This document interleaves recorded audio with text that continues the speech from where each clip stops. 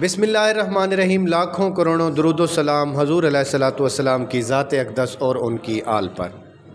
प्यारे भाइयों, मैं ग़ुलाम जिलानी सांझ सरे की यूट्यूब चैनल पे आपकी खिदमत में हाज़िर हूँ। अगर तो आपने हमारा यूट्यूब चैनल सब्सक्राइब नहीं किया तो सबसे पहले हमारा यूट्यूब चैनल सब्सक्राइब कर लें, बेल आइकन के बटन को प्रेस कर लें ताकि हमारी दिलचस्प और बेहतरीन वीडियोज़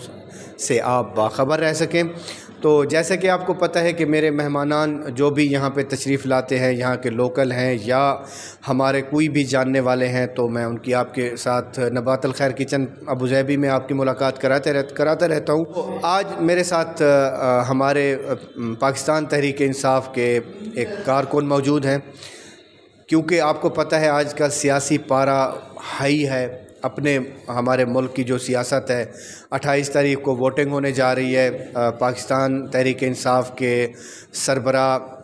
जनाब वज़ीर आज़म इमरान ख़ान के ख़िलाफ़ अपोजिशन की तरफ से, तो उसी सिलसिले में हम थोड़ी सी बात करेंगे ताकि हम यहाँ के जो ओवरसीज़ पाकिस्तानी हैं उनकी थोड़ी सी राय जान सकें, और उसके बाद ख़ुसूसन हमारा ज़िला मुज़फ़्फ़रगढ़ का जो हलका है वहाँ की भी बात करेंगे, क्योंकि हमारे ज़िला मुज़फ़्फ़रगढ़ के NA 185 के जो मेंबर कौमी असम्बली हैं वो भी आज़ाद उम्मीदवार थे। आज़ाद उम्मीदवार की हैसियत से उन्होंने नशिस्त हासिल की थी। वो भी उन जो मुनहरिफ MNAs हैं उनके साथ वो भी बैठे हुए हैं। तो बहुत शुक्रिया, हमारे साथ मौजूद हैं आज हमारी इस छोटी सी ट्रांसमिशन में हमारे बहुत ही हरदिल अज़ीज़ जनाब सरदार मोहम्मद फ़याज़ खां गुपांग साहब। आपका ताल्लुक़ भी ज़िला मुज़फ़्फ़रगढ़ से है, तो सर बहुत शुक्रिया, आपने हमें अपना कीमती वक्त इनायत फ़रमाया।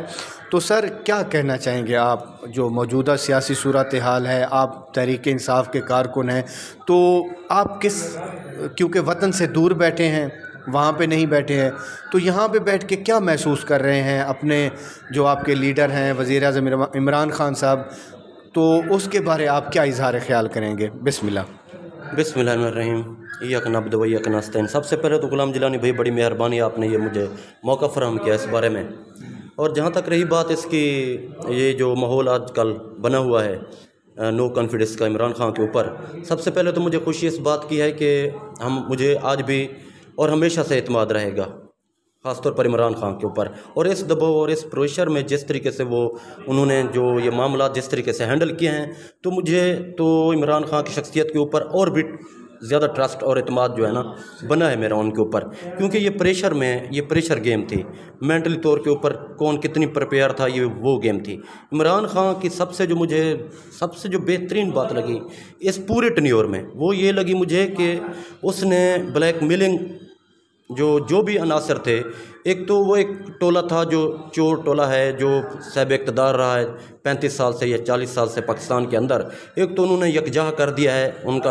एक फेस जो थे उनके वो नुमायाँ कर दिया आल पाकिस्तान में भी, और पाकिस्तान कम्युनिटी जो बाहर रहती है ओवरसीज़ पाकिस्तानियों में भी, जो ओवरसीज़ पाकिस्तानी इस बात से काफ़ी अरसा से बहुत तकलीफ़ में रहे थे कि कोई भी ऐसी क़यादत नहीं मिली थी जो हमारे ओवरसीज़ की या हमारी कोई रहनुमाई करती या हमें सहूलियत फराहम करती या हमारा इमेज दुरुस्त करती आउट ऑफ कंट्री में। तो ये पहला मौका मिला कि हमें एक बेहतरीन इस हिसाब का लीडर मिला जो इंटरनेशनल लेवल का लीडरशिप, जिसको हम देखते हैं कि हमें लगता है और हम मुतमईन हुए उसके ऊपर कि उसने ओवरसीज़ पाकिस्तानियों के लिए बहुत कुछ किया। और मैं तो सबसे पहले ये बात कहना चाहूँगा कि ये मामला भी इसी तरफ से जा रहा है, ये मामला भी इसी तरीके का है कि उन्होंने ओवरसीज़ पाकिस्तानियों को वोट देने के हक़ की बात की, जो हमारे लिए सबसे बड़ी खुश आइंदा बात थी। और इस बात से इस अपोजिशन को और ये नाअहल टोले को और ये जितने भी मफाद परस्त टोला था, इनको सबसे बड़ी यही पेन है, क्योंकि ओवरसीज़ पाकिस्तानी इंटरनेशनल कम्युनिटी में बैठा है, वो हर तरह के माहौल से, हर तरह की एनवायरनमेंट से वाकिफ़ होता है। तो इस वजह से मैं तो यही समझता हूँ कि बहुत से इस तरीके के इमरान ख़ान के इक़्तिदाम हैं जो हमें जो है ना पूरी कौम को मुत्तहिद करके उठा रहे थे, और इनको अपनी सियासी मौत नज़र आ रही थी अपोजिशन को। ये असल तो मामला चला यहाँ से। बाकी रही जो अपोजिशन में लोग थे या हमारे पार्टी के लोग थे, अपना PTI से, जो अभी यानी अदम एतमाद के लिए हमने सुना है आज भी काफ़ी सारा हंगामा रहा है कि 10-12 अरकान कौमी असम्बली جو ہیں رکن اپنا MNA وغیرہ، تو ان کے لیے تو میں یہ کہنا چاہوں گا کہ انہوں نے اپنے ضمیر کا سب سے اپنا سیاسی سستا سودا کیا ہے۔ کیا یہ لوگ آگے بھی الیکشن میں کامیابی حاصل کر سکیں گے؟ دیکھیں، پاکستان کی جو نیشن ہے اس ٹائم، جو قوم ہے، جو ان 3.5 سالوں میں عمران خان نے جتنی شعور ڈالا ہے قوم کے اندر سیاسی طور کے اوپر، تو اس حساب سے تو مجھے نہیں لگتا، اس حساب سے تو مجھے لگتا ہے کہ ہمارا نوجوان جو 70% 60% ہماری کنٹری میں ہے، وہ ابھی ٹرینڈ چینج ہے، بات چینج ہے، نوجوانوں میں بہت اویئرنیس ہے اس بات میں۔ تو مجھے تو لگتا ہے کہ یہ ان کی سیاسی موت ہے۔ جس طرح میں کہہ رہا ہوں کہ انہوں نے اپنی لائف کا یا اپنی جو سیاسی ان کی لائف ہے ان کا جو ان لوگوں نے ڈیسیژن ابھی لیا ہے، تو میں سمجھتا ہوں کہ یہ ان کا سیاست کا سب سے سستا ترین سودا ہوگا۔ اس میں چھوٹا سا میں ایک اور سوال بھی ایڈ کرنا چاہوں گا، کیا مہنگائی کی ستائی ہوئی عوام جو مہنگائی سے پسی ہوئی ہے، آپ کو بھی پتہ ہے، وہ عوام اب بھی جو جلسہ اسلام آباد ڈی چوک میں ہونے جا رہا ہے، کیا اس میں اظہار یکجہتی اور اس میں اتنا بڑا کراؤڈ، جیسے کہ پارٹی قیادت کہہ رہی ہے کہ یہ مثالی جلسہ ہوگا جو ہم کریں گے، کیا اس طرح اس ماحول میں کیا عمران خان صاحب مثالی جلسہ کر پائیں گے یہاں پہ؟ جی انشاءاللہ عمران خان نے بہت اچھا ڈیلیور کیا ہے۔ 3.5 سال کی گورنمنٹ میں رہے ہیں وہ، جس میں 1.5 سال 2 سال کرونا کا سامنا کرنا پڑا ان کو۔ اور یہ جو مہنگائی کی آپ بات کر رہے ہو، تو وہ آپ یہاں اوورسیز ہم رہتے ہیں، آپ دیکھیں کہ یہاں کے حالات و واقعات جس طریقہ کے ہیں، مہنگائی تو پورے ورلڈ میں بڑی ہے، یہ کرائسس کرونا کرائسس کے بعد تو اس میں ہم تو سمجھتے ہیں، اور پاکستان کے جتنے بھی نوجوان ہیں یا جو سمجھدار طبقہ ہے، وہ سمجھتا ہے کہ یہ انٹرنیشنل ایشو ہے، نہ کہ کوئی نیشنل وائز عمران خان نے اس کو کی سبب بنا ہے یا اس کی گورنمنٹ اس بات کا سبب بنائی ہے۔ تو مجھے پوری امید ہے انشاءاللہ آپ دیکھیں گے کہ وہ انشاءاللہ مثالی ہوگا، اور مثالی بھی ہوگا، اور یہ اپوزیشن کے لیے یہ سرد درد بنے گا یہ جلسہ۔ صحیح ہے کہ آپ نے اپنے جو قائد ہیں، آپ کے جو لیڈر ہیں، ان سے آپ نے اظہار یکجہتی کا مظاہرہ کیا ہے، اور ہر سیاسی کارکن کا ہوتا ہے، کیونکہ وہ دفاع کرتے ہیں اپنے پارٹی کا، اپنے قائد کا، اپنے لیڈر کا، چاہے وہ کسی بھی سیاسی پارٹی سے تعلق رکھتا ہو۔ تو اب میں آنا چاہوں گا، کیونکہ میں بھی، آپ بھی، ہم سرائیکی دھرتی کے باسی ہیں، تو NA 185 آزاد امیدوار MNA سید باسط سلطان بخاری صاحب، جو اس وقت اس منحرف ٹولے میں شامل ہیں جو لوگ نو کانفیڈنس کا ووٹ دے رہے ہیں اپوزیشن کے ساتھ مل کے وزیر اعظم عمران خان صاحب کے خلاف، اس کو آپ کس طرح سے دیکھ رہے ہیں ایز اے اوورسیز پاکستانی؟ وہ آپ کے حلقے میں بھی اٹھے تھے، آپ کیا کہنا چاہیں گے؟ دیکھیں، سید باسط سلطان بخاری جو ہیں ہمارے مظفر گڑھ سے، تو ایک تو یہ ہے کہ عمران خان کا نو کانفیڈنس ہو، تو میں تو یہ سمجھتا ہوں کہ سید باسط سلطان بخاری کا جو کانفیڈنس، جس کانفیڈنس کے ساتھ حلقے کی ان کے جتنے بھی سپورٹر ہیں، ان کے ووٹر ہیں، اور جن لوگوں نے ان کے اوپر اعتماد کیا، ان کو ووٹ دیا، تو سب سے پہلے تو یہ تکلیف دہ بات ہے۔ اور دوسری بات یہ ہو گئی کہ سید باسط سلطان بخاری کو آپ جانتے ہیں، وہ 30 سال سے یا 25 سال سے وہ صاحب اقتدار رہے ہیں، تو صاحب اقتدار ہونے کے باوجود بھی انہوں نے کوئی اتنی، جو میں سمجھتا ہوں کہ جس حساب کی وہ شخصیت ہیں، اور جس حساب سے ان کے فیملی بیک گراؤنڈ بھی رہا ہے ایک سیاسی، اس حساب سے انہوں نے کوئی بھی ایسا پروجیکٹ کبھی بھی نہیں دیا، تو اس حساب سے تو دیکھیں، جو آج وہ حلف نامہ جو حلف دے رہے تھے، یہی حلف انہوں نے وہاں پر بھی دیا ہوا ہے قومی اسمبلی میں، شاید یہ اس حلف کا بھی پاس رکھ لیتے، اور یہ جو آج حلف اٹھا رہے ہیں، اس حلف کو، یہ حلف یا وہ ایسا قرآن مجید اٹھا کے اسمبلی میں چلے جاتے اور کہتے کہ یہ جو قاتل روڈ ہے، یہاں پر ہمارے بچوں کی، ہمارے نوجوانوں کی ڈیتھ ہو رہی ہے ایکسیڈنٹ میں، تو یہ کہتے تو سمجھتا یہ حلقہ، اور یہاں کا طبقہ جو جس نے ووٹ دیا ہے وہ بھی سمجھتا کہ سید باسط سلطان بخاری نے ہماری صحیح معنی ترجمانی کی ہے قومی اسمبلی میں جا کر۔ وہ آج ان کو یاد آیا ہے، اگر انہوں نے ریزائن کرنا تھا، یا اگر ان کا ضمیر آج یہ گوارا نہیں کر رہا، تو جب ان کو یہ 3 سال سے یہ پروجیکٹ نہیں مل رہا تھا ان کو، تو اس ٹائم چلے جاتے تو حلقے کی عوام کو بھی پتہ چلتا کہ ہماری لیڈرشپ گئی ہے وہاں پر، تو حلف وہاں پر اٹھاتے۔ نہیں، وہ تو بالکل آپ کی بات صحیح ہے، آپ اپنی سیاسی بساط کے مطابق صحیح بات کر رہے ہیں، لیکن جو سوچنے کی بات ہے، اگر بخاری گروپ نے کبھی کوئی ایسا ترقیاتی کام نہیں کیا جس سے اب بھی لوگ مستفید ہو رہے ہوں، تو 90 کی دہائی سے سیاست میں آنے والا سید باسط سلطان بخاری